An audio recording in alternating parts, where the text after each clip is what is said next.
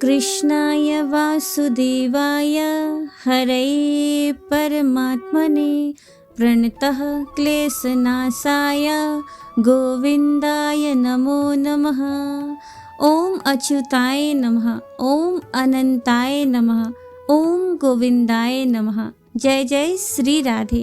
प्रिय श्रोताओ, ऐसे तो श्रावण मास भगवान शिव को प्रिय मास है और इस मास में शिव महापुराण के श्रवण का जो फल प्राप्त होता है उसका वर्णन तो कोई भी नहीं कर सकता, अर्थात अनंत अनंत गुना फल की प्राप्ति होती है। आप जो भी कार्य करते हुए शिव महापुराण का पाठ करते हैं अथवा इसका श्रवण करते हैं तो ये उसके फल को अनंत गुना बढ़ा देता है। लेकिन क्या आपको पता है कि श्रावण मास में श्रीमद् भागवत महापुराण के श्रवण का क्या फल है? तो इसका भी वर्णन कर पाने में तो चतुर्मुख ब्रह्मा जी भी असमर्थ हैं। लेकिन श्रीमद् भागवत में ही लिखा गया है कि पूर्ण विधि विधान से पूरे नियमों के साथ श्रीमद् भागवत का साप्ताहिक अनुष्ठान करवाने से जिस फल की प्राप्ति होती है उसी फल की प्राप्ति श्रावण मास में श्रीमद् भागवत के श्रवण अथवा इसके पाठ से प्राप्त हो जाता है। जी हाँ, जन्म जन्मांतर के दुखों का नाश, जन्म जन्मांतर के पापों का नाश, कष्टों का नाश हो जाता है श्रावण मास में श्रीमद् भागवत कथा के श्रवण से। और ऐसी व्यवस्था इसलिए की गई क्योंकि कलयुग में लंबा लंबा अनुष्ठान कर पाना संभव नहीं होगा। हर किसी के लिए भागवत जी का साप्ताहिक अनुष्ठान करवाना भी संभव नहीं हो सकेगा।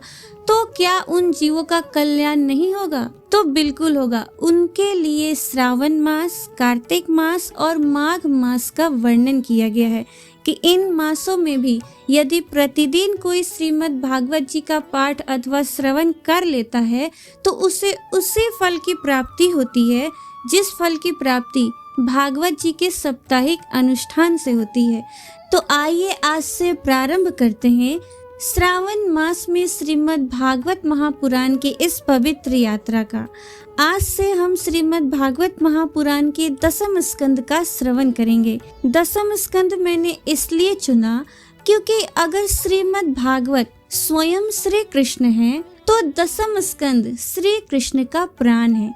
और प्रिय श्रोताओ, अगर आपने दसम स्कंद का श्रवण पूर्ण भक्ति और श्रद्धा से कर लिया तो विश्वास रखिए एक समय के बाद आप खुद एहसास करेंगे कि श्री कृष्ण आपके चित्त में आने लगे हैं। अब आइए प्रारंभ करते हैं आज की कथा।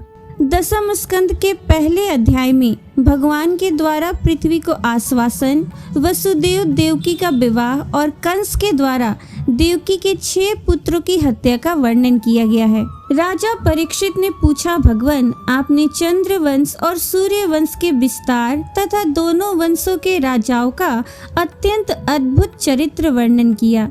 भगवान के परम प्रेमी मुनिवर, आपने स्वभाव से ही धर्म प्रेमी यदुवंश का भी विशद वर्णन किया। अब कृपा करके उसी वंश में अपने अंश श्री बलराम जी के साथ अवतीर्ण हुए भगवान श्री कृष्ण के परम पवित्र चरित्र भी हमें सुनाइए। भगवान श्री कृष्ण समस्त प्राणियों के जीवन दाता एवं सर्वात्मा है। उन्होंने यदुवंश में अवतार लेकर जो जो लीलाएं की उनका विस्तार से हम लोगों को श्रवण कराइए। जिनकी तृष्णा की प्यास सर्वदा के लिए बूझ चुकी है वे जीवन मुक्त महापुरुष जिसका पूर्ण प्रेम से अतृप्त रहकर गान किया करते हैं, मुमुक्षु जनों के लिए जो भव रोग का रामबाण औषध है तथा विषयी लोगों के लिए भी उनके कान और मन को परम आह्लाद देने वाले हैं।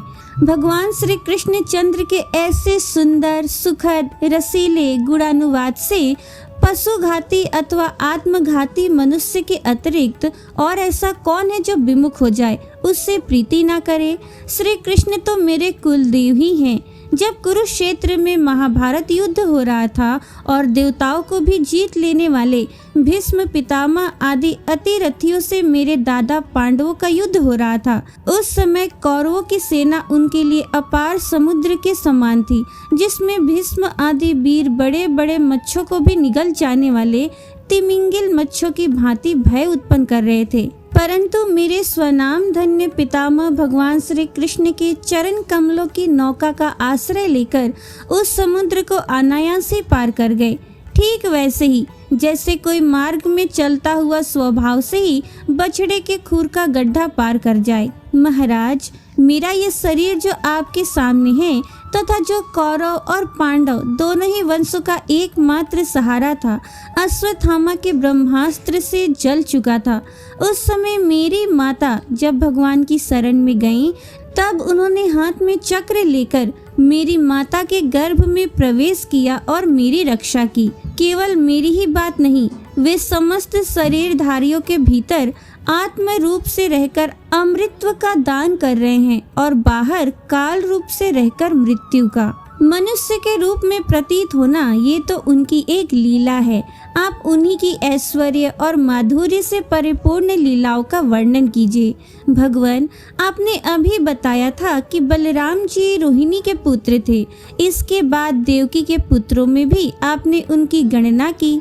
दूसरा शरीर धारण किए बिना दो माताओं का पुत्र होना कैसे संभव है? असुरों को मुक्ति देने वाले और भक्तों को प्रेम वितरण करने वाले भगवान श्री कृष्ण अपने वात्सल्य स्नेह से भरे हुए पिता का घर छोड़कर व्रज में क्यों चले गए? यदुवंश शिरोमणि भक्त वत्सल प्रभु ने नंद आदि गोप बंधुओं के साथ कहाँ कहाँ निवास किया? ब्रह्मा और शंकर का भी शासन करने वाले प्रभु ने व्रज में तथा मधुपुरी में रहकर कौन कौन सी लीलाएं की? और महाराज, उन्होंने अपनी माँ के भाई मामा कंस को अपने हाथों ही क्यों मार डाला? वो मामा होने के कारण उनके द्वारा मारे जाने योग्य तो नहीं था। मनुष्याकार सजदानंदमय विग्रह प्रकट करके द्वारकापुरी में यदुवंशियों के साथ उन्होंने कितने वर्षों तक निवास किया और उन सर्वशक्तिमान प्रभु की पत्नियां कितनी थी? मुनि, मैंने श्री कृष्ण की जितनी लीलाएं पूछी हैं और जो नहीं पूछी हैं वे सब आप मुझे विस्तार से सुनाइए, क्योंकि आप सब कुछ जानते हैं और मैं बड़ी श्रद्धा के साथ उन्हें सुनना चाहता हूँ। भगवान, अन्न की तो बात ही क्या, मैंने जल का भी परित्याग कर दिया है, फिर भी वो असह्य भूख प्यास जिसके कारण मैंने मुनि के गले में मृत सर्प डालने का अन्याय किया था, मुझे तनिक भी नहीं सता रही है, क्योंकि मैं आपके मुख कमल से झरती हुई भगवान की सुधामय लीला कथा का पान कर रहा हूँ। सूत जी कहते हैं, सौनक जी, भगवान के प्रेमियों में अग्रगण्य एवं सर्वज्ञ श्री सुखदेव जी महाराज ने परीक्षित का ऐसा समीचीन प्रश्न सुनकर, जो संतों की सभा में भगवान की लीला के वर्णन का हेतु हुआ करता है, उनका अभिनंदन किया और भगवान श्री कृष्ण की उन लीलाओं का वर्णन प्रारंभ किया जो समस्त कलिमलों को सदा के लिए धो डालती है। श्री सुखदेव जी ने कहा, भगवान के लीला रस के रसिक राजर्षि, तुमने जो कुछ निश्चय किया है वो बहुत ही सुंदर और आदरणीय है, क्योंकि सबके हृदयाराध्य श्री कृष्ण की लीला कथा श्रवण करने में तुम्हें सहज एवं सुदृढ़ प्रीति प्राप्त हो गई है। भगवान श्री कृष्ण की कथा के संबंध में प्रश्न करने से ही वक्ता, प्रश्नकर्ता और श्रोता तीनों ही पवित्र हो जाते हैं। जैसे गंगा जी का जल या भगवान सालग्राम का चरणामृत सभी को पवित्र कर देता है। परीक्षित, उस समय लाखों दैत्यों के दल ने घमंडी राजाओं का रूप धारण कर अपने भारी भार से पृथ्वी को आक्रांत कर रखा था। उससे त्राण पाने के लिए वो ब्रह्मा जी की शरण में गई। पृथ्वी ने उस समय गौ का रूप धारण कर रखा था। उसके नेत्रों से आंसू बह बहकर मुंह पर आ रहे थे। उसका मन तो खिन्न था ही, शरीर भी बहुत कृश हो गया था। वो बड़े करुण स्वर से रंभा रही थी। ब्रह्मा जी के पास जाकर उसने उन्हें अपनी पूरी कष्ट कहानी सुनाई। ब्रह्मा जी ने बड़ी सहानुभूति के साथ उसकी दुख गाथा सुनी। उसके बाद वे भगवान शंकर स्वर्ग के अन्यान्य प्रमुख देवता तथा गौ के रूप में आई हुई पृथ्वी को अपने साथ लेकर क्षीर सागर के तट पर गए। भगवान देवताओं के भी आराध्य देव हैं। वे अपने भक्तों की समस्त अभिलाषाएं पूर्ण करते हैं और उनके समस्त क्लेशों का नाश कर देते हैं। वही जगत के एकमात्र स्वामी हैं। क्षीर सागर के तट पर पहुंचकर ब्रह्मा आदि देवताओं ने पुरुष सूक्त के द्वारा उन्हीं परम पुरुष सर्वांतर्यामी प्रभु की स्तुति की। स्तुति करते करते ब्रह्मा जी समाधिस्थ हो गए। उन्होंने समाधि अवस्था में आकाशवाणी सुनी। इसके बाद जगत के निर्माण कर्ता ब्रह्मा जी ने देवताओं से कहा, देवताओं, मैंने भगवान की वाणी सुनी है, तुम लोग भी उसे मेरे द्वारा अभी सुन लो और फिर वैसा ही करो। उसके पालन में विलंब नहीं होना चाहिए। भगवान को पृथ्वी के कष्ट का पहले से ही पता है।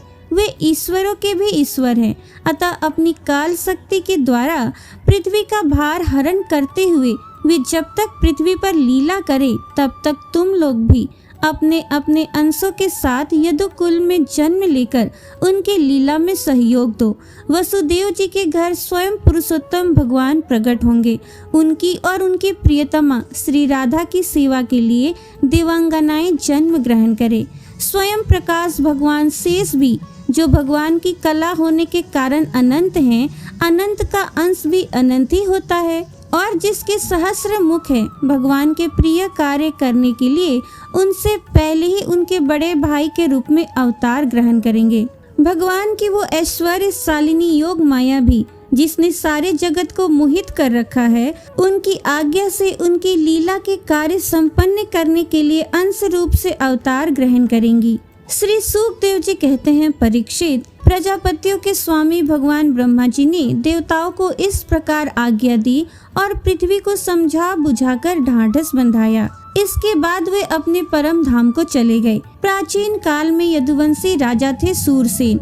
वे मथुरापुरी में रहकर माधुर मंडल और सूरसेन मंडल का राज्य शासन करते थे। उसी समय से मथुरा ही समस्त यदुवंशी नरपतियों की राजधानी हो गई थी। भगवान श्री हरि सर्वदा वहाँ विराजमान रहते हैं। एक बार मथुरा में सूर के पुत्र वसुदेव जी विवाह करके अपनी नव विवाहिता पत्नी देवकी के साथ घर जाने के लिए रथ पर सवार हुए। उग्रसेन का लड़का था कंस। उसने अपनी चचेरी बहन देवकी को प्रसन्न करने के लिए उसके रथ के घोड़ों की रास पकड़ ली। वो स्वयं ही रथ हाँकने लगा। यद्यपि उसके साथ सैकड़ों सोने के बने हुए रथ चल रहे थे। देवकी के पिता थे देवक। अपनी पुत्री पर उनका बड़ा प्रेम था। कन्या को विदा करते समय उन्होंने उसे सोने के हारों से अलंकृत 400 हाथी, 15,000 घोड़े, 1800 रथ तथा सुंदर सुंदर वस्त्राभूषणों से विभूषित 200 सुकुमारियां दासियां दहेज में दी। विदाई के समय वर वधु के मंगल के लिए एक ही साथ शंख, तुरही, मृदंग और दुंदुभियां बजने लगी। मार्ग में जिस समय घोड़ों की रास पकड़कर कंस रथ हाँक रहा था, उस समय आकाशवाणी ने उसे संबोधन करके कहा, अरे मूर्ख, जिसको तू रथ में बैठा कर लिए जा रहा है ना, उसी की 8वीं संतान तुझे मार डालेगी। कंस बड़ा पापी था। उसकी दुष्टता की सीमा नहीं थी। वो भोज वंश का कलंक ही था। आकाशवाणी सुनते ही उसने तलवार खींच ली और अपनी बहन की चोटी पकड़कर उसे मारने के लिए तैयार हो गया। वो अत्यंत क्रूर तो था ही, पाप कर्म करते करते निर्लज्ज भी हो गया था। उसका ये काम देखकर महात्मा वसुदेव जी उसको शांत करते हुए बोले, राजकुमार, आप भोजवंश के होनहार वंशधर तथा अपने कुल की कीर्ति बढ़ाने वाले हैं। बड़े बड़े सूरवीर आपके गुणों की सराहना करते हैं। इधर ये एक तो स्त्री, दूसरी आपकी बहन और तीसरे ये विवाह का शुभ अवसर है। ऐसी स्थिति में आप इसे कैसे मार सकते हैं? वीरवर, जो जन्म लेते हैं उनके शरीर के साथ ही मृत्यु भी उत्पन्न होती है। आज हो या 100 वर्ष के बाद जो प्राणी है उसकी मृत्यु होगी ही। जब शरीर का अंत हो जाता है तब जीव अपने कर्म के अनुसार दूसरे शरीर को ग्रहण करके अपने पहले शरीर को छोड़ देता है। उसे विवश होकर ऐसा करना पड़ता है। जैसे चलते समय मनुष्य एक पैर जमाकर ही दूसरा पैर उठाता है और जैसे जोंक किसी अगले तिनके को पकड़ लेती है तब पहले पकड़े हुए तिनके को छोड़ देती है, वैसे जीव भी अपने कर्म के अनुसार किसी शरीर को प्राप्त करने के बाद ही इस शरीर को छोड़ता है। जैसे कोई पुरुष जागृत अवस्था में राजा के ऐश्वर्य को देखकर और इंद्रादि के ऐश्वर्य को सुनकर उसकी अभिलाषा करने लगता है और उसका चिंतन करते करते उन्हीं बातों में घुल मिलकर एक हो जाता है, तथा स्वप्न में अपने को राजा या इंद्र के रूप में अनुभव करने लगता है, साथ ही अपने दरिद्रता अवस्था के शरीर को भूल जाता है। कभी कभी तो जागृत अवस्था में ही मन उन बातों का चिंतन करते करते तन्मय हो जाता है और उसे स्थूल शरीर की सुध नहीं रहती। वैसे ही जीव कर्मकृत कामना और कामनाकृत कर्म के वश में होकर दूसरे शरीर को प्राप्त हो जाता है और अपने पहले शरीर को भूल जाता है। जीव का मन अनेक विकारों का पुंज है। देहांत के समय वो अनेक जन्मों के संचित और प्रारब्ध कर्मों की वासनाओं के अधीन होकर माया के द्वारा रचे हुए अनेक 5 भौतिक शरीरों में से जिस किसी शरीर के चिंतन में तल्लीन हो जाता है और मान बैठता है कि ये मैं हूँ, उसे वही शरीर ग्रहण करके जन्म लेना पड़ता है। जैसे सूर्य, चंद्रमा आदि चमकीली वस्तुएं जल से भरे हुए घड़ों या तेल आदि तरल पदार्थों में प्रतिबिंबित होती हैं और हवा के झोंके से उनके जल आदि के हिलने डोलने पर उनमें प्रतिबिंबित वस्तुएं भी चंचल जान पड़ती हैं, वैसे ही जीव अपने स्वरूप के अज्ञान द्वारा रचे हुए शरीरों में राग करके उन्हें अपना आप मान बैठता है और मोहवश उनके आने जाने को अपना आना जाना मानने लगता है। इसलिए जो अपना कल्याण चाहता है उसे किसी से द्रोह नहीं करना चाहिए, क्योंकि जीव कर्म के अधीन हो गया है और जो किसी से भी द्रोह करेगा उसको इस जीवन में शत्रु से और जीवन के बाद परलोक से भयभीत होना ही पड़ेगा। ये आपकी छोटी बहन अभी बच्ची और बहुत दीन है। ये तो आपकी कन्या के समान है। इस पर अभी अभी इसका विवाह हुआ है। विवाह के मंगल चिन्ह भी इसके शरीर पर से नहीं उतरे हैं। ऐसी दशा में आप जैसे दीन वत्सल पुरुष को इस बेचारी का वध करना उचित नहीं है। श्री सुखदेव जी कहते हैं, परीक्षित, इस प्रकार वसुदेव जी ने प्रशंसा आदि साम नीति और भय आदि भेद नीति से कंस को बहुत समझाया, परंतु वो क्रूर तो राक्षसों का अनुयायी हो रहा था, इसलिए उसने अपने घोर संकल्प को नहीं छोड़ा। वसुदेव जी ने कंस का विकट हट देखकर ये विचार किया कि किसी प्रकार ये समय तो टाल ही देना चाहिए। तब वे इस निश्चय पर पहुँचे, बुद्धिमान पुरुष को जहाँ तक उसकी बुद्धि और बल साथ दे मृत्यु को टालने का प्रयत्न करना चाहिए। प्रयत्न करने पर भी वो न टल सके तो फिर प्रयत्न करने वाले का कोई दोष नहीं रहता। इसलिए इस मृत्यु रूप कंस को अपने पुत्र दे देने की प्रतिज्ञा करके मैं इस दीन देवकी को बचा लूं। यदि मेरे लड़के होंगे और तब तक ये कंस स्वयं नहीं मर जाएगा तब क्या होगा?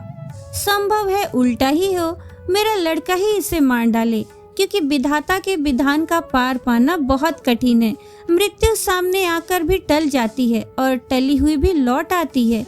जिस समय वन में आग लगती है उस समय कौन सी लकड़ी जले और कौन सी ना जले, दूर की जल जाए और पास की बची रहे, इन सब बातों में अदृष्ट के सिवा और कोई कारण नहीं होता। वैसे ही किस प्राणी का कौन सा शरीर बना रहेगा और किस हेतु से कौन सा शरीर नष्ट हो जाएगा, इस बात का पता लगा लेना बहुत ही कठिन है। अपनी बुद्धि के अनुसार ऐसा निश्चय करके वसुदेव जी ने बहुत सम्मान के साथ पापी कंस की बड़ी प्रशंसा की। परीक्षित, कंस बड़ा क्रूर और निर्लज्ज था, अतः ऐसा करते समय वसुदेव जी के मन में बड़ी पीड़ा भी हो रही थी। फिर भी उन्होंने ऊपर से अपने मुख कमल को प्रफुल्लित करके हंसते हुए कहा। वसुदेव जी ने कहा, सौम्य, आपको देवकी से तो कोई भय है नहीं। जैसा कि आकाशवाणी ने कहा है, भय आपको पुत्रों से है, सो इसके पुत्र मैं आपको लाकर सौंप दूंगा। श्री सुखदेव जी कहते हैं, परीक्षित, कंस जानता था कि वसुदेव जी के वचन कभी झूठे नहीं होते और उन्होंने जो कुछ कहा है वो युक्ति संगत भी है, इसलिए उसने अपनी बहन देवकी को मारने का विचार छोड़ दिया। इससे वसुदेव जी बहुत प्रसन्न हुए और उसकी प्रशंसा करके अपने घर चले आए। देवकी बड़ी सती साध्वी थी, सारे देवता उसके शरीर में निवास करते थे। समय आने पर देवकी के गर्भ से प्रतिवर्ष एक एक करके 8 पुत्र तथा 1 कन्या उत्पन्न हुई। पहले पुत्र का नाम था कीर्तिमान। वसुदेव जी ने उसे लाकर कंस को दे दिया। ऐसा करते समय उन्हें कष्ट तो अवश्य हुआ, परंतु उससे भी बड़ा कष्ट उन्हें इस बात का था कि कहीं मेरे वचन झूठे ना हो जाएं। परीक्षित, सत्य संत पुरुष बड़े से बड़ा कष्ट भी सह लेते हैं। ज्ञानियों को किसी बात की अपेक्षा नहीं होती।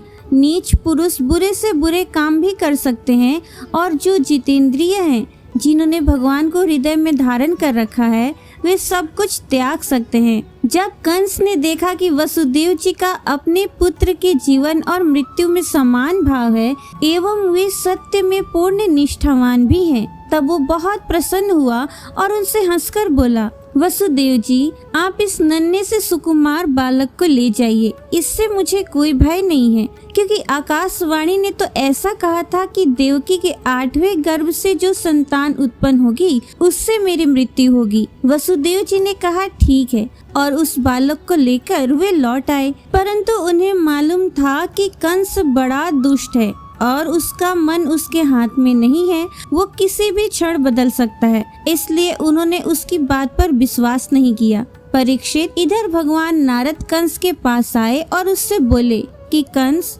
ब्रज में रहने वाले नंद आदि गोप, उनकी स्त्रियां, वसुदेव आदि वृष्णिवंशी यादव, देवकी आदि यदुवंश की स्त्रियां और नंद, वसुदेव दोनों के सजातीय बंधु बांधव और सगे संबंधी सबके सब देवता हैं। जो इस समय तुम्हारी सेवा कर रहे हैं वे भी देवता ही हैं।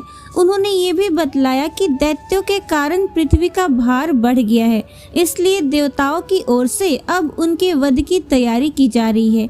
जब देवर्षि नारद इतना कहकर चले गए, तब कंस को ये निश्चय हो गया कि यदुवंशी देवता हैं और देवकी के गर्भ से भगवान विष्णु ही मुझे मारने के लिए पैदा होने वाले हैं। इसलिए उसने देवकी और वसुदेव को हथकड़ी बेड़ी से जकड़कर कैद में डाल दिया और उन दोनों से जो जो पुत्र होते गए उन्हें वो मारता गया। उसे हर बार ये शक बनी रहती कि कहीं विष्णु ही उस बालक के रूप में ना आ गया हो। परीक्षित, पृथ्वी में ये बात प्रायः देखी जाती है कि अपने प्राणों का ही पोषण करने वाले लोभी राजा अपने स्वार्थ के लिए माता पिता, भाई बंधु और अपने अत्यंत हितैषी इष्ट मित्रों की भी हत्या कर डालते हैं। कंस जानता था कि मैं पहले काल में असुर था और विष्णु ने मुझे मार डाला था, इससे उसने यदुवंशियों से घोर विरोध ठान लिया। कंस बड़ा बलवान था। उसने यदु, भोज और अंधक वंश के अधिनायक अपने पिता उग्रसेन को कैद कर लिया और सूरसेन देश का राज्य वो स्वयं करने लगा।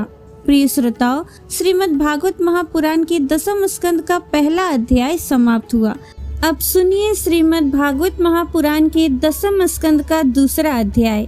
श्री सुखदेव जी कहते हैं, परीक्षित, कंस एक तो स्वयं बड़ा बली था और दूसरे मगध नरेश जरासंध की उसे बहुत बड़ी सहायता प्राप्त थी और तीसरे उसके साथी थे प्रलंबासुर, बकासुर, चाणूर, तृणावर्त, अघासुर, मुष्टिक, अरिष्टासुर, द्विविद, पूतना, केसी और धेनुक तथा बाणासुर और भौमासुर आदि बहुत से दैत्य राजा उसके सहायक थे।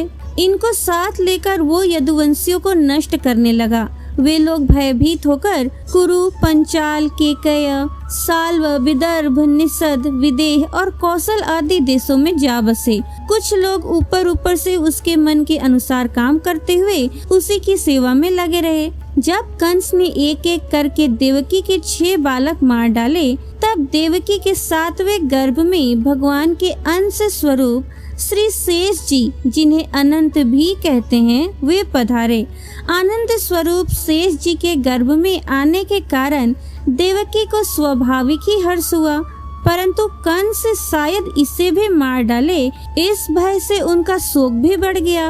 विश्वात्मा भगवान ने देखा कि मुझे ही अपना स्वामी और सर्वस्व मानने वाले यदुवंशी कंस के द्वारा बहुत ही सताए जा रहे हैं, तब उन्होंने अपनी योग माया को ये आदेश दिया, देवी कल्याणी, तुम व्रज में जाओ। वो प्रदेश ग्वालों और गौओं से सुशोभित है। वहाँ नंद बाबा के गोकुल में वसुदेव की पत्नी रोहिणी निवास करती है। उनकी और भी पत्नियां कंस से डरकर गुप्त स्थानों में रह रही हैं। इस समय मेरा वो अंश, जिसे शेष कहते हैं, देवकी के उदर में गर्भ रूप से स्थित है। उसे वहाँ से निकालकर तुम रोहिणी के पेट में रख दो। कल्याणी, अब मैं अपने समस्त ज्ञान, बल आदि अंशों के साथ देवकी का पुत्र बनूंगा और तुम नंद बाबा की पत्नी यशोदा के गर्भ से जन्म लेना। तुम लोगों को मुंह मांगे वरदान देने में समर्थ होगी। मनुष्य तुम्हें अपनी समस्त अभिलाषाओं को पूर्ण करने वाली जानकर धूप, दीप, नैवेद्य एवं अन्य प्रकार की सामग्रियों से तुम्हारी पूजा करेंगे। पृथ्वी में लोग तुम्हारे लिए बहुत से स्थान बनाएंगे और दुर्गा, भद्रकाली, विजया, वैष्णवी, कुमुदा, चंडिका, कृष्णा, माधवी, कन्या, माया, नारायणी, ईशानी, शारदा और अंबिका आदि बहुत से नामों से तुम्हें पुकारेंगे। देवकी के गर्भ से खींचे जाने के कारण शेष जी को लोग संसार में संकर्षण कहेंगे, लोक रंजन करने के कारण राम कहेंगे और बलवानों में श्रेष्ठ होने के कारण बलभद्र भी कहेंगे। जब भगवान ने इस प्रकार आदेश दिया तब योग माया ने जो आज्ञा ऐसा कहकर उनकी बात सिरोधार्य की और उनकी परिक्रमा करके वे पृथ्वी लोक में चली आईं तथा भगवान ने जैसा कहा था वैसा ही किया। जब योग माया ने देवकी का गर्भ ले जाकर रोहिणी के उदर में रख दिया तब पूर्वसी बड़े दुख के साथ आपस में कहने लगे, हाय बेचारी देवकी का ये गर्भ तो नष्ट ही हो गया। भगवान भक्तों को अभय करने वाले हैं, वे सर्वत्र सब रूपों में हैं, उन्हें कहीं जाना आना नहीं है, इसलिए वे वसुदेव जी के मन में अपनी समस्त कलाओं के साथ प्रकट हो गए। उसमें विद्यमान रहने पर भी अपने को अव्यक्त से व्यक्त कर दिया। भगवान की ज्योति को धारण करने के कारण वसुदेव जी सूर्य के समान तेजस्वी हो गए। उन्हें देखकर लोगों की आंखें चौंधिया जाती। कोई भी अपने बल, वाणी या प्रभाव से उन्हें दबा नहीं सकता था। भगवान के उस ज्योतिर्मय अंश को जो जगत का परम कल्याण करने वाला है, परम मंगल करने वाला है, वसुदेव जी के द्वारा आधान किए जाने पर देवी देवकी ने ग्रहण किया। जैसे पूर्व दिशा चंद्र देव को धारण करती है, वैसे ही शुद्ध सत्व से संपन्न देवी देवकी ने विशुद्ध मन से सर्वात्मा एवं आत्म स्वरूप भगवान को धारण किया। भगवान सारे जगत के निवास स्थान है। देवकी उनका भी निवास स्थान बन गई, परंतु घड़े आदि के भीतर बंद किए हुए दीपक का और अपनी विद्या दूसरे को न देने वाले ज्ञान खल की श्रेष्ठ विद्या का प्रकाश जैसे चारों ओर नहीं फैलता, वैसे ही कंस के कारागार में बंद देवकी की भी उतनी शोभा नहीं हुई। देवकी के गर्भ में भगवान विराजमान हो गए थे। उसके मुख पर पवित्र मुस्कान थी और उसके शरीर की कांति से बंदे ग्रह जगमगाने लगा था।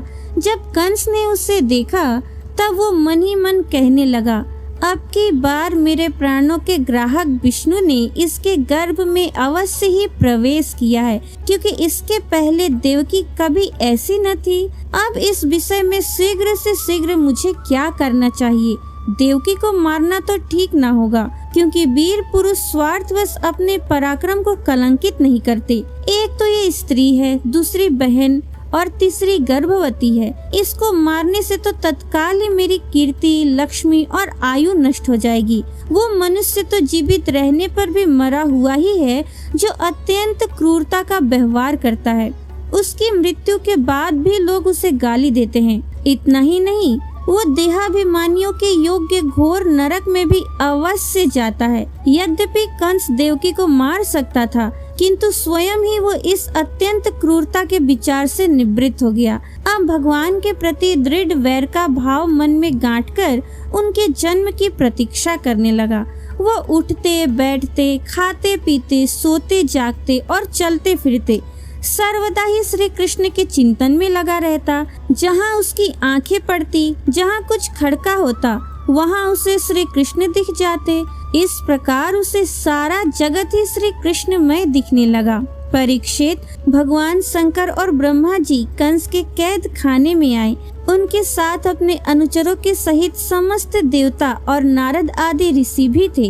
वे लोग सुमधुर वचनों से सबकी अभिलाषा पूर्ण करने वाले श्री हरि की इस प्रकार स्तुति करने लगे। प्रभु, आप सत्य संकल्प हैं। सत्य ही आपकी प्राप्ति का श्रेष्ठ साधन है। सृष्टि के पूर्व, प्रलय के पश्चात और संसार की स्थिति के समय इन असत्य अवस्थाओं में भी आप सत्य हैं।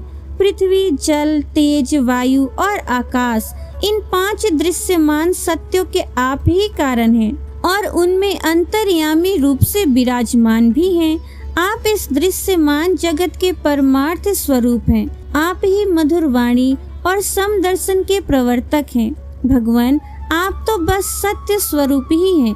हम सब आपकी शरण में आए हैं। ये संसार क्या है? एक सनातन वृक्ष। इस वृक्ष का आश्रय है एक प्रकृति। इसके 2 फल हैं, सुख और दुख। 3 जड़ें हैं, सत्व, रज और तम। 4 रस हैं, धर्म, अर्थ, काम और मोक्ष। इसके जानने के 5 प्रकार हैं, श्रोत्र, त्वचा, नेत्र, रसना और नासिका। इसके 6 स्वभाव हैं, पैदा होना, रहना, बढ़ना, बदलना, घटना और नष्ट हो जाना। इस वृक्ष की छाल है 7 धातुएं, रस, रुधिर, मांस, मेद, अस्थि, मज्जा और शुक्र। 8 शाखाएं हैं, 5 महाभूत, मन, बुद्धि और अहंकार। इसमें मुख आदि 9 द्वार खोखड़ है, प्राण, अपान, व्यान, उदान, समान, नाग, कुर्म, कृकल, देवदत्त और धनंजय। ये 10 प्राणी, इसके 10 पत्ते हैं। इस संसार रूप वृक्ष पर 2 पक्षी हैं, जीव और ईश्वर। इस संसार रूप वृक्ष की उत्पत्ति के आधार एकमात्र आप ही हैं। आप में ही इसका प्रलय होता है और आपके ही अनुग्रह से इसकी रक्षा भी होती है। जिनका चित्त आपकी माया से आवृत हो रहा है, इस सत्य को समझने की शक्ति खो बैठा है। वही उत्पत्ति, स्थिति और प्रलय करने वाले ब्रह्मा आदि देवताओं को अनेक देखते हैं। तत्व ज्ञानी पुरुष तो सबके रूप में केवल आपका ही दर्शन करते हैं। आप ज्ञान स्वरूप आत्मा हैं। चराचर जगत के कल्याण के लिए ही अनेकों रूप धारण करते हैं। आपके वे रूप विशुद्ध, अप्राकृत, सत्वमय होते हैं और संत पुरुषों को बहुत सुख देते हैं। साथ ही दुष्टों को उनकी दुष्टता का दंड भी देते हैं। उनके लिए अमंगलमय भी होते हैं। कमल के समान कोमल अनुग्रह भरे नेत्रों वाले प्रभु, कुछ बिरले लोग ही आपके समस्त पदार्थों और प्राणियों के आश्रय स्वरूप रूप में पूर्ण एकाग्रता से अपना चित्त लगा पाते हैं और आपके चरण कमल रूपी जहाज का आश्रय लेकर इस संसार सागर को बछड़े के खूर के गड्ढे के समान अनायास पार कर जाते हैं। क्यों न हो, अब तक के संतों ने इसी जहाज से संसार सागर को पार जो किया है। परम प्रकाश स्वरूप परमात्मन, आपके भक्तजन सारे जगत के निष्कपट प्रेमी, सच्चे हितैषी होते हैं।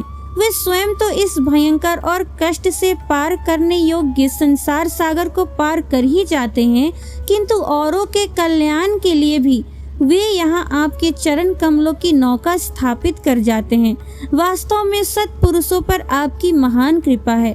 उनके लिए आप अनुग्रह स्वरूप ही हैं। कमल नयन, जो लोग आपके चरण कमलों की शरण नहीं लेते तथा आपके प्रति भक्ति भाव से रहित होने के कारण जिनकी बुद्धि भी शुद्ध नहीं है, वे अपने को झूठ मूठ मुक्त मानते हैं। वास्तव में तो वे बद्ध ही हैं। वे यदि बड़ी तपस्या और साधना का कष्ट उठाकर किसी प्रकार ऊंचे से ऊंचे पद पर पहुंच भी जाए तो भी वहां से नीचे गिर जाते हैं। परंतु भगवान, जो आपके अपने निज जन हैं, जिन्होंने आपके चरणों में अपनी सच्ची प्रीति जोड़ रखी है, वे कभी उन ज्ञानाभिमानियों की भांति अपने साधन मार्ग से गिरते नहीं। प्रभु, वे बड़े बड़े विघ्न डालने वालों की सेना के सरदारों के सिर पर पैर रखकर निर्भय विचरते हैं।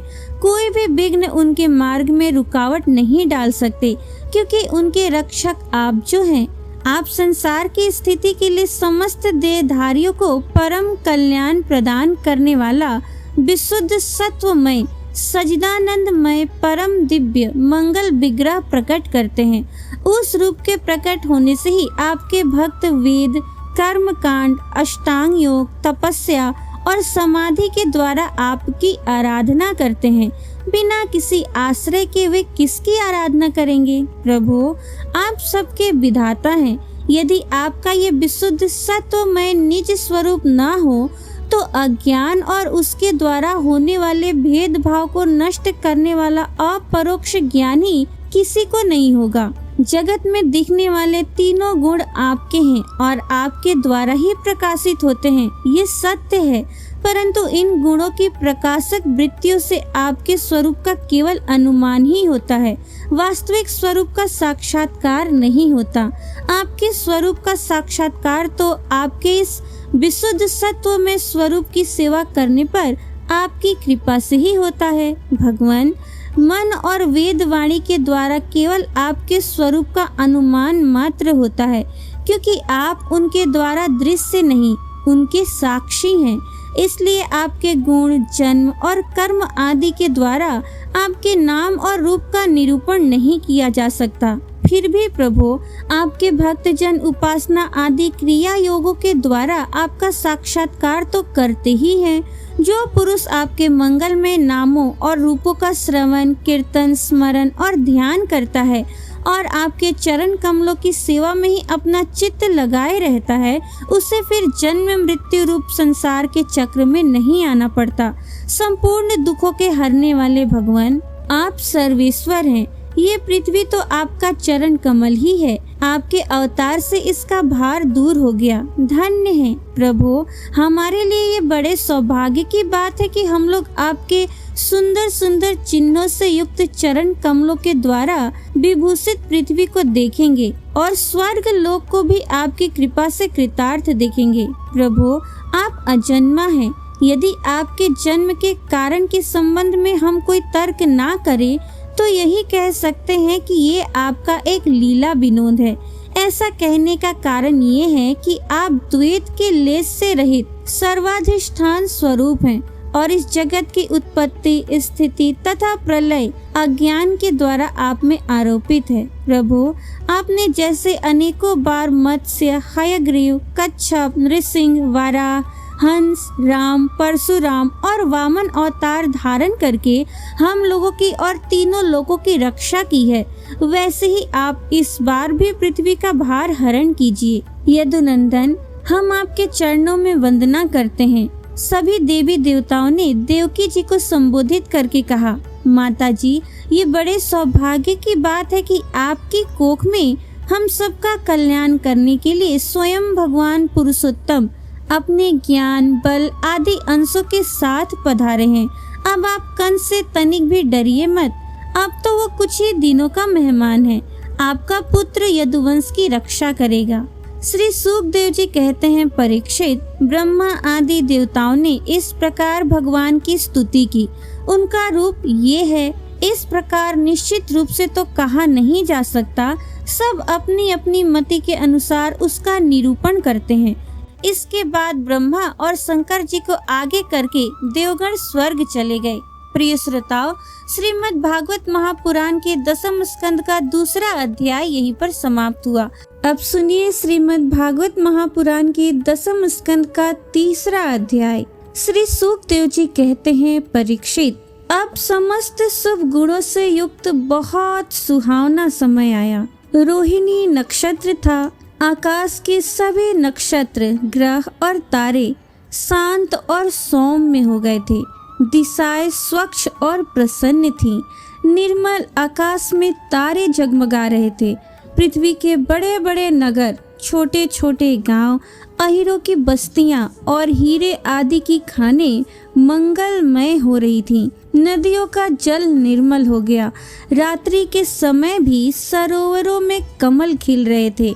वन में वृक्षों की पंक्तियां रंग बिरंगे पुष्पों के गुच्छों से लद गई थीं। कहीं पक्षी चहक रहे थे तो कहीं भौरे गुनगुना रहे थे। उस समय परम पवित्र और शीतल मंद सुगंध वायु अपने स्पर्श से लोगों को सुख प्रदान करती हुई बह रही थी। ब्राह्मणों के अग्निहोत्र की कभी ना बुझने वाली अग्नियां जो कंस के अत्याचार से बुझ गई थी, वे इस समय अपने आप जल उठी। संत पुरुष पहले से ही चाहते थे कि असुरों की वृद्धि ना होने पाए, अब उनका मन सहसा प्रसन्नता से भर गया। जिस समय भगवान के आविर्भाव का अवसर आया, स्वर्ग में देवताओं की दुंदुभियां अपने आप बजने लगी। किन्नर और गंधर्व मधुर स्वर में गाने गाने लगे तथा सिद्ध और चारण भगवान के मंगलमय गुणों की स्तुति करने लगे। विद्याधरियां अप्सराओं के साथ नाचने लगी।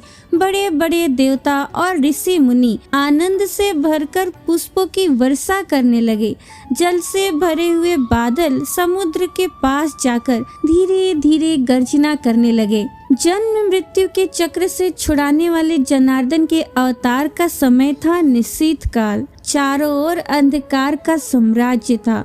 उसी समय सबके हृदय में विराजमान भगवान विष्णु देव रूपिणी देवकी के गर्भ से प्रकट हुए। जैसे पूर्व दिशा में 16 कलाओं से पूर्ण चंद्रमा का उदय हो गया हो। वसुदेव जी ने देखा, उनके सामने एक अद्भुत बालक है। उसके नेत्र कमल के समान कोमल और विशाल हैं। 4 सुंदर हाथों में शंख, गदा, चक्र और कमल लिए हुए हैं। वक्ष स्थल पर श्रीवत्स का चिन्ह, अत्यंत सुंदर स्वर्णमयी रेखा है। गले में कौस्तुभ मणि झिलमिला रही है।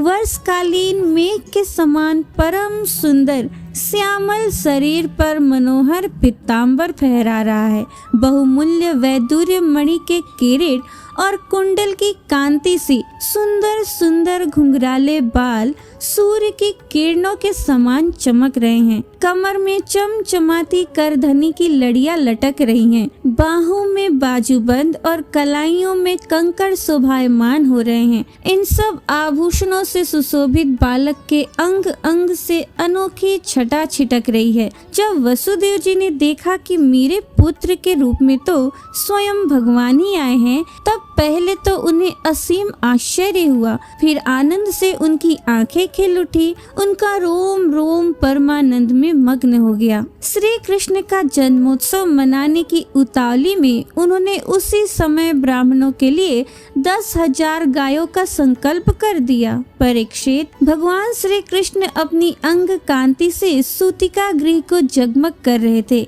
जब वसुदेव जी को यह निश्चय हो गया कि ये तो परम पुरुष परमात्मा ही हैं, तब भगवान का प्रभाव जान लेने से उनका सारा भय चला गया। अपनी बुद्धि स्थिर करके उन्होंने भगवान के चरणों में अपना सिर झुका दिया और फिर हाथ जोड़कर वे उनकी स्तुति करने लगे। वसुदेव जी ने कहा, मैं समझ गया कि आप प्रकृति से अतीत साक्षात पुरुषोत्तम हैं। आपका स्वरूप है केवल अनुभव और केवल आनंद।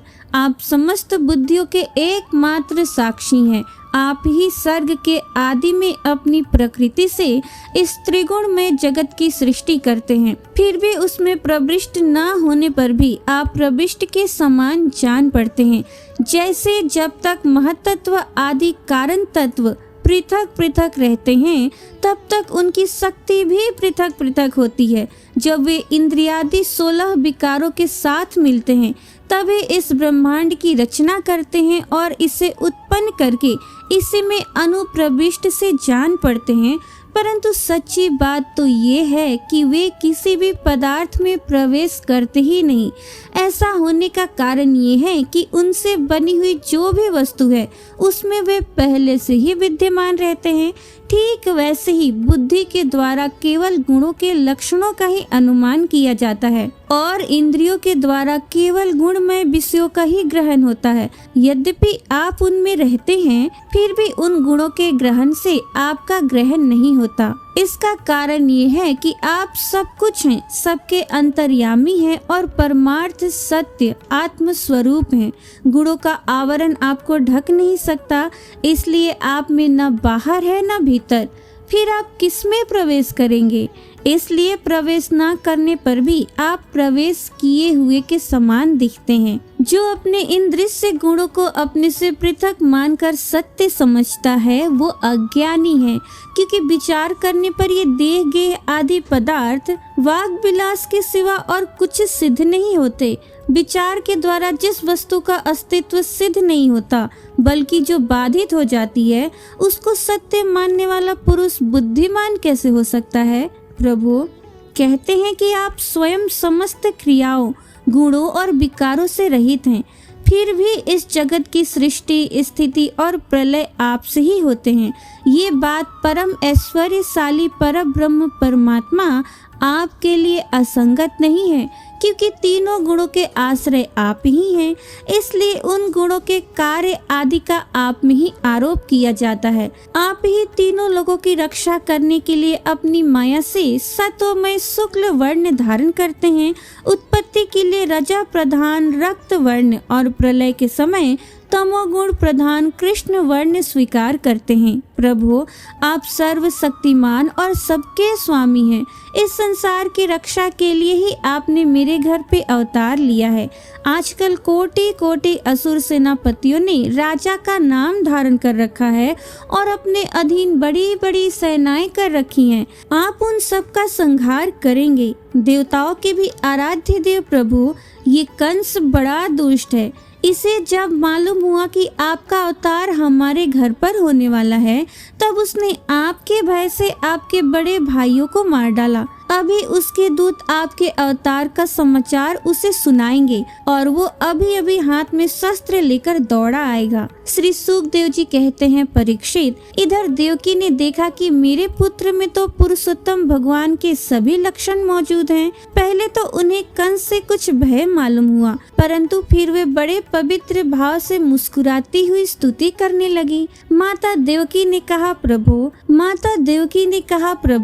वेदों ने आपके जिस रूप को अव्यक्त और सबका कारण बताया है, जो ब्रह्म ज्योति स्वरूप समस्त गुणों से रहित और विकारहीन है, जिसे विशेषण रहित, अनिर्वचनीय, निष्क्रिय एवं केवल विशुद्ध सत्ता के रूप में कहा गया है, वही बुद्धि आदि के प्रकाशक विष्णु आप स्वयं हैं। जिस समय ब्रह्मा की पूरी आयु 2 परार्ध समाप्त हो जाते हैं, काल शक्ति के प्रभाव से सारे लोक नष्ट हो जाते हैं, पंच महाभूत अहंकार में, अहंकार महत्त्व में और महत्त्व प्रकृति में लीन हो जाता है, उस समय एकमात्र आप ही शेष रह जाते हैं। इसी से आपका एक नाम शेष भी है। प्रकृति के एकमात्र सहायक प्रभु, निमेष से लेकर वर्ष पर्यंत अनेक विभागों में विभक्त जो काल है, जिसकी चेष्टा से ये संपूर्ण विश्व सचेष्ट हो रहा है और जिसकी कोई सीमा नहीं है, वो आपकी लीला मात्र है। आप सर्वशक्तिमान और परम कल्याण के आश्रय हैं। मैं आपकी शरण लेती हूँ। प्रभु, ये जीव मृत्यु ग्रस्त हो रहा है। ये मृत्यु रूप कराल ब्याल से भयभीत होकर संपूर्ण लोक लोकांतरों में भटकता रहा है, परंतु इसे कभी कहीं भी ऐसा स्थान नहीं मिल सका जहाँ ये निर्भय होकर रहे। आज बड़े भाग्य से इसे आपके चरणार बिंदु की शरण मिल गई, अतः अब ये स्वस्थ होकर सुख की नींद सो रहा है। औरों की तो बात ही क्या, स्वयं मृत्यु भी इससे भयभीत होकर भाग गई है। प्रभु, आप है भक्त भयहारी और हम लोग इस दुष्ट कंस से बहुत ही भयभीत हैं, अतः आप हमारी रक्षा कीजिए। आपका ये चतुर्भुज दिव्य रूप ध्यान की वस्तु है।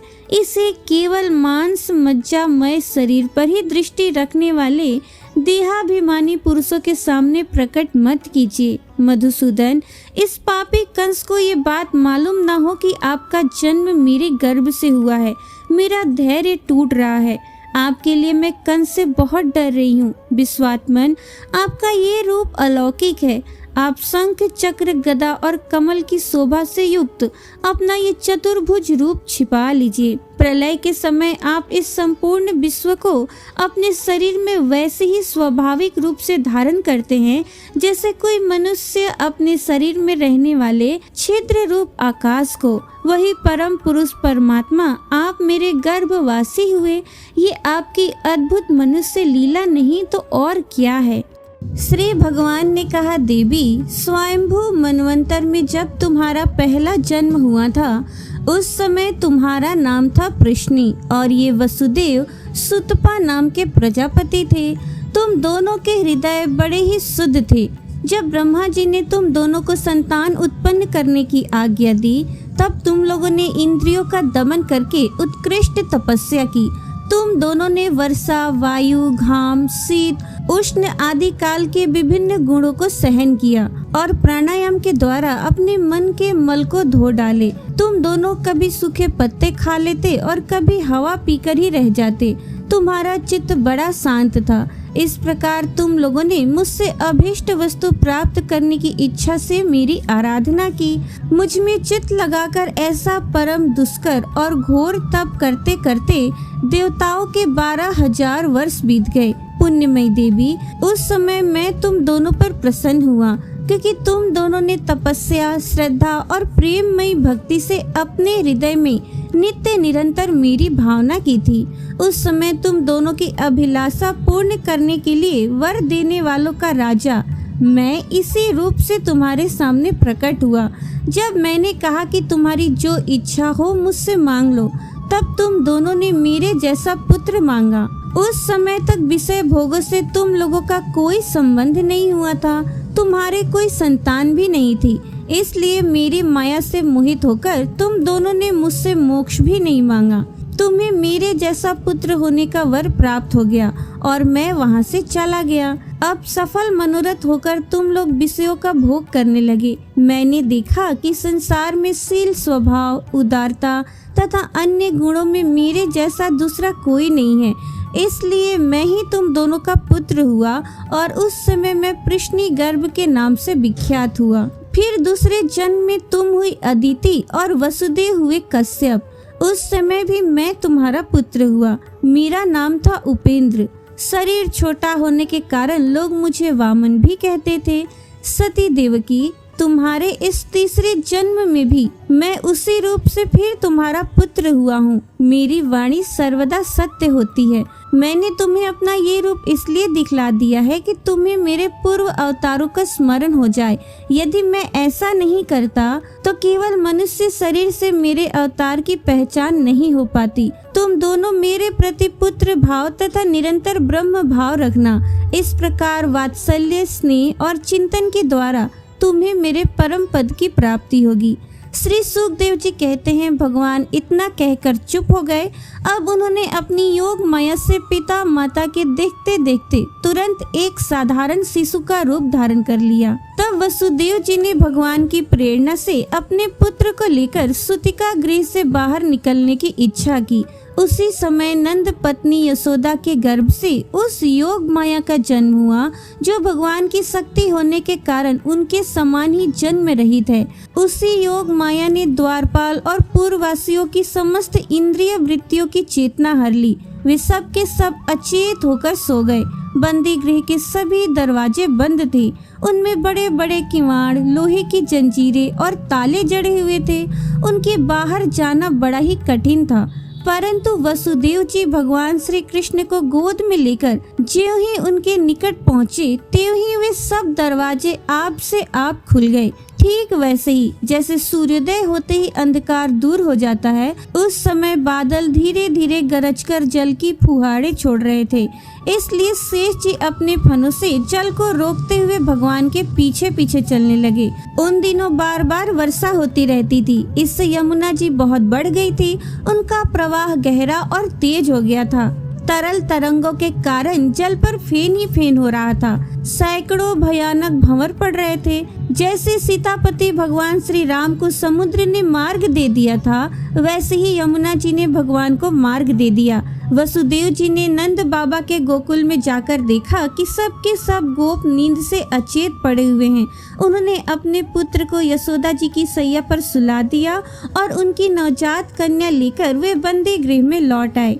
जेल में पहुंचकर वसुदेव जी ने उस कन्या को देवकी की सैया पर सुला दिया और अपने पैरों में बेड़िया डाल ली तथा पहले की तरह वे बंदी गृह में बंद हो गए। उधर नंद पत्नी यशोदा जी को इतना तो मालूम हुआ कि कोई संतान हुई है, परंतु वे ये ना जान सकी कि पुत्र है या पुत्री, क्योंकि एक तो उन्हें बड़ा परिश्रम हुआ था और दूसरे योग माया ने उन्हें अचेत कर दिया था। प्रिय श्रोताओ, श्रीमद् भागवत महापुराण के 10वें स्कंद का 3रा अध्याय समाप्त हुआ।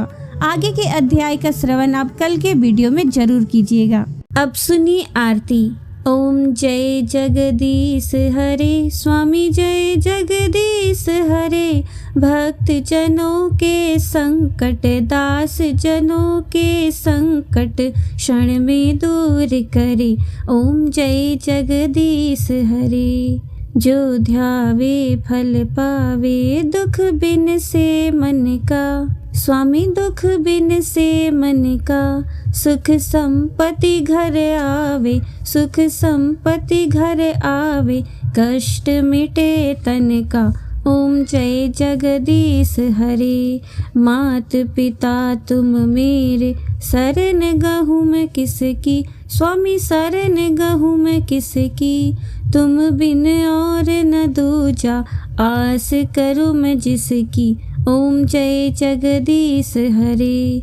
तुम पूरन परमात्मा, तुम अंतर्यामी। स्वामी तुम अंतर्यामी, पार ब्रह्म परमेश्वर, पार ब्रह्म परमेश्वर, तुम सबके स्वामी। ओम जय जगदीश हरे। तुम करुणा के सागर, तुम पालन करता। स्वामी तुम रक्षक करता। मैं मूरख खल कामी, मैं सेवक तुम स्वामी, कृपा करो भरता। ओम जय जगदीश हरे। तुम हो एक अगोचर, सबके प्राणपति। स्वामी सबके प्राणपति, किस विध मिलूं दया मैं, किस विध मिलूं दया मैं, तुमको मैं कुमति। ओम जय जगदीश हरे। दीन बंधु दुख हरता, ठाकुर तुम मेरे। स्वामी रक्षक तुम मेरे, अपने हाथ उठाओ, अपनी शरण लगाओ, द्वार पड़ा मैं तेरे। ओम जय जगदीश हरे। विषय विकार मिटाओ, पाप हरो देवा। स्वामी पाप हरो देवा। श्रद्धा भक्ति बढ़ाओ, श्रद्धा भक्ति बढ़ाओ, संतन की सेवा। ओम जय जगदीश हरे। ओम जय जगदीश हरे। स्वामी जय जगदीश हरे। भक्त जनों के संकट, दास जनों के संकट क्षण में दूर करे। ओम जय जगदीश हरे। ओम जय जगदीश हरे।